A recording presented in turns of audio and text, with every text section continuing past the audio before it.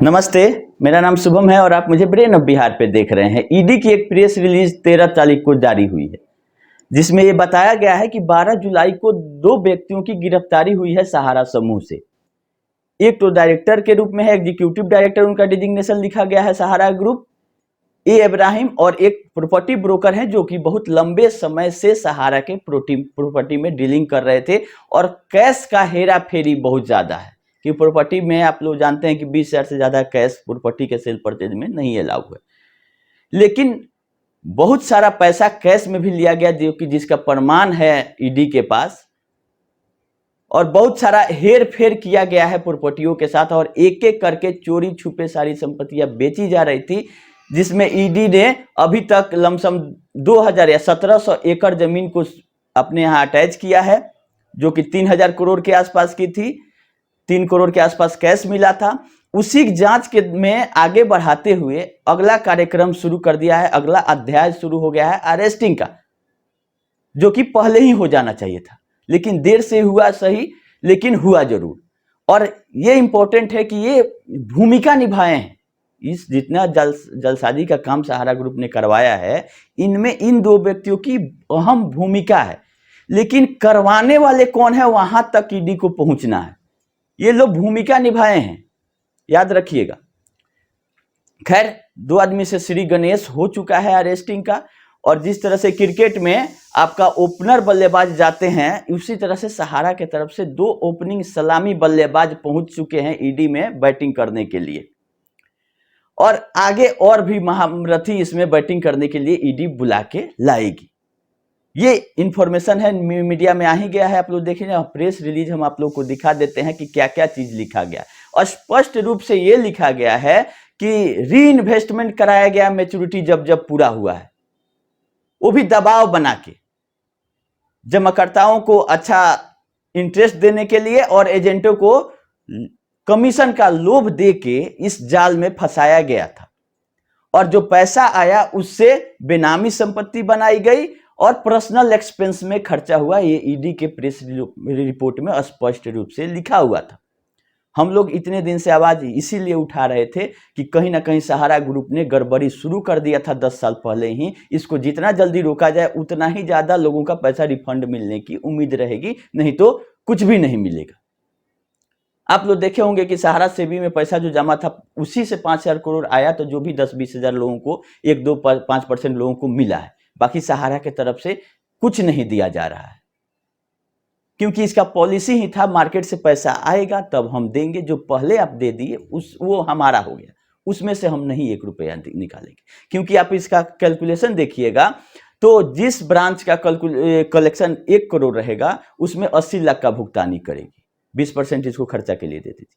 ऐसा कोई ब्रांच नहीं हो जिसमें कलेक्शन 1 करोड़ का आया हो किसी महीना में और भुगतान 1.5 करोड़ हुआ। हाँ, अगर किसी का हुआ हो तो उसी जोन से उसको मैनेज करना होगा कि हाँ किसी ब्रांच का कम बेस हुआ है, लेकिन ऊपर से हेड ऑफिस से हमको नहीं लगता है कि 5,000 करोड़ भी डायरेक्ट अकाउंट में भेज के लोगों का पैसा दिया गया हो। कैश में भुगतान होता था इसका। और वही चीज ईडी ने प्रेस रिलीज में किया गया है कि मैच्योरिटी को कैश में देके बुक्स, मतलब एक बुक्स ऑफ अकाउंट्स को मैनिपुलेट किया गया है।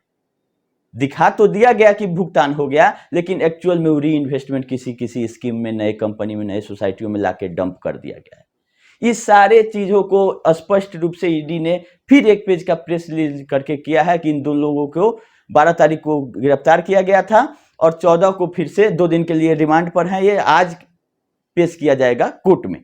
अब देखते हैं कि कितना दिन को इनको कस्टडी होती है, लेकिन ये लोग भूमिका निभाए थे, याद रखिएगा। अभी आगे बड़े बड़े लोगों की अरेस्टिंग जारी है। अब देखिए कि क्या चाल सहारा चलती है, मीडिएशन से लेकर सारा कुछ का बवाल मार्केट में है, पैसा रिफंड नहीं हो रहा।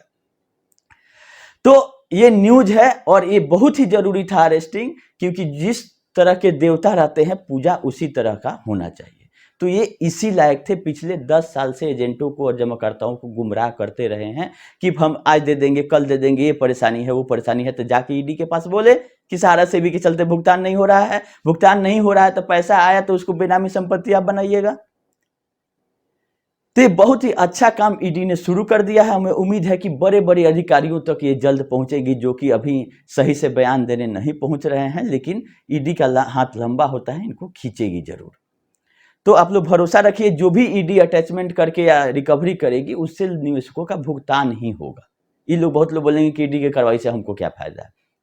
फायदा है, सहारा से भी आज पैसा जमा था सेबी के चलते, वही पैसा मिल रहा है, आप याद रखिएगा। सहारा ने अभी तक जो 82,000 करोड़ उसके पास इन्वेस्टमेंट है उसमें से 1 रुपया नहीं दिया है। मात्र 2253 करोड़ में से ही 5,000 करोड़ रुपया वापस हुआ था विथ इंटरेस्ट, जिससे भुगतान हो रहा है। वैसे ही ईडी भी अभी 3,000 करोड़ तक का अटैचमेंट कर चुकी है। चूंकि बहुत सारा अटैचमेंट है सहारा ग्रुप पे, तो जो फ्री प्रॉपर्टी रहेगी उसी को ईडी अटैच कर सकती है।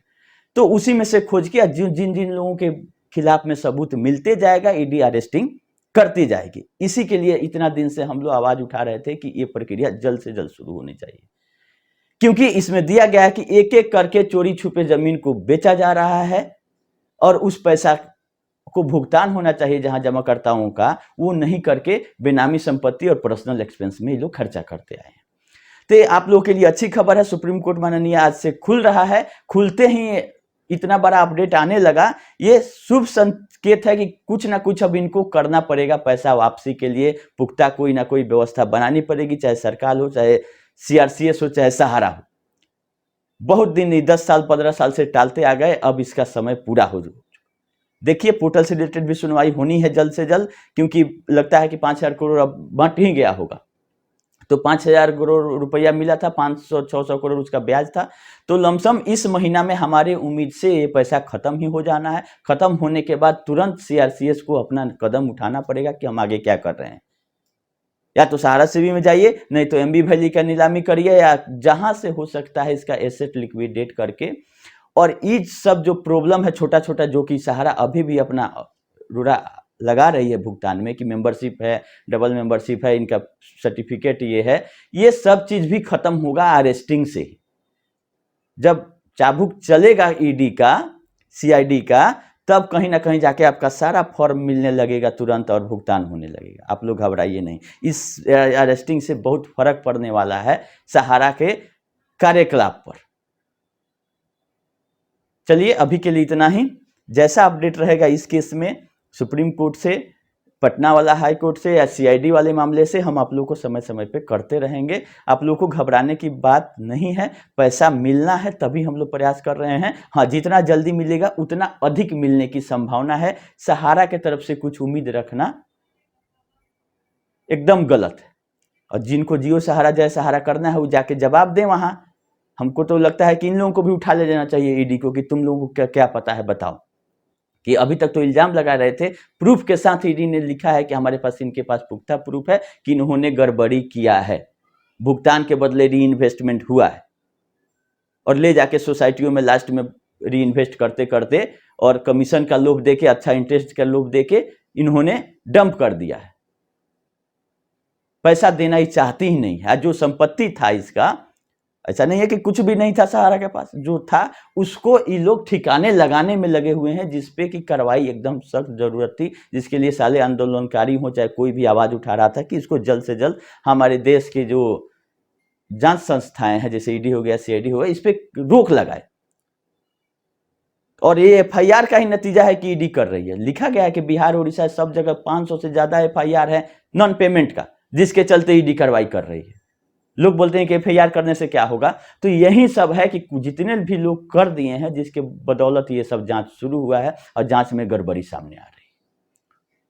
और ये सारा चीज 2020 के बाद हुआ होगा। आप लोग याद रखिएगा कि सहारा के पे जांच बैठ गया, ये सब हो गया। 2020 तक कोई भी एजेंट सहारा के खिलाफ में नहीं था, क्योंकि वो उससे कमाता था, वो जानता था कि सहारा हमारे साथ गलत नहीं करेगी। लेकिन जब 2020 के बाद लोगों को लगा कि नहीं ये फर्जीवाड़ा हो रहा है, तब जाके कहीं ना कहीं कोई भी आवाज उठाना शुरू, हम हो चाहे कोई हो।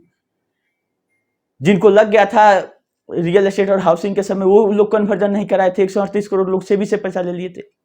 क्योंकि इतने दिन से संस्था चल रही थी, तो इतने लोगों को मूर्ख बनाने में ये सफल रही कि लोग हम पे भरोसा करते हैं, 5-10 साल हम लोगों पे भरोसा करके लोग दे देंगे, जिसका नाजायज फायदा उठाते हुए लोगों को अभी फंसा दिया गया है। लोग बोल रहे थे कि पहले सहारियन थे। तो सहारियन थे जब सहारा सही चल रही थी। सहारा फर्जीवाड़ा करेगी तो उसमें जरूरी है क्या कि हर एजेंट साथ देगा?